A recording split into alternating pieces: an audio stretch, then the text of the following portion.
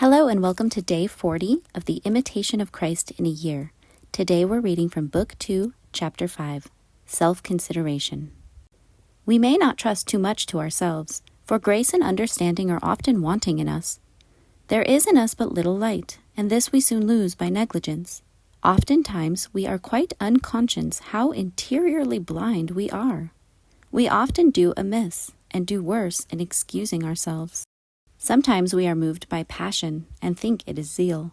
We blame little things on others and overlook great things in ourselves.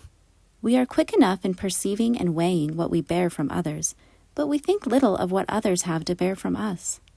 He that should well and justly weigh his own doings would find little cause to judge harshly of another. An interior man regards the care of himself before all other cares. And he that looks diligently to himself finds it is not difficult to be silent about others. Thou wilt never be interior and devout unless thou pass over in silence other man's affairs, and look to thyself. If thou attend wholly to thyself and to God, what thou sees abroad will affect thee but little. Where art thou when thou art absent from thyself? And when thou hast run over all things, what hath it profited thee, if thou hast neglected thyself? If thou would have true peace and perfect union, thou must cast all things else aside, and keep thine eyes upon thyself alone. Thou wilt make great progress if thou keep thyself free from every temporal anxiety. Thou wilt fall back exceedingly if thou make account of anything temporal. Let there be nothing great, nothing high, nothing pleasant, nothing acceptable to thee, but only God himself, or what comes from God. Think it all vanity, whatever consolation thou may meet from other creatures. The soul that loves God despises all things that are less than God.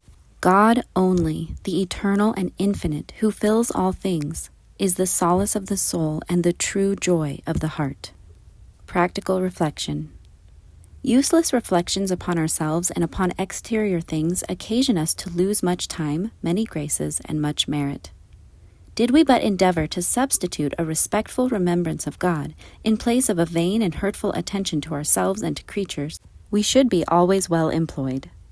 To consider God as within us, and ourselves as existing in God, to live under the eye of Jesus Christ by means of recollection, in his hands by resignation, and at his feet by humility and a sincere acknowledgement of our miseries, is to live really as Christians.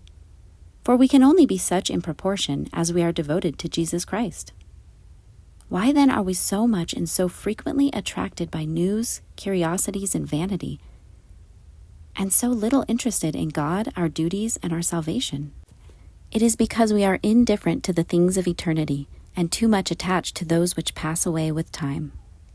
Let us therefore begin to be now what we hope to be forever, occupied only with God, in God, and for God.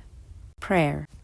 Correct in me, O Lord, that indolence of mind in which I squander away my time with trifles, and that uselessness of thought which withdraws me from the enjoyment of thy presence and distracts my attention in the time of prayer. If, when I recite my prayers, I cannot always think of thee, grant that my distractions may not be voluntary, so that while they divert my mind, they may never withdraw my heart from thee.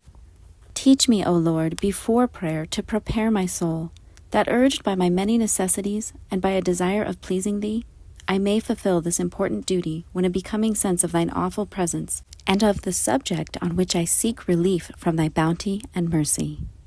Amen.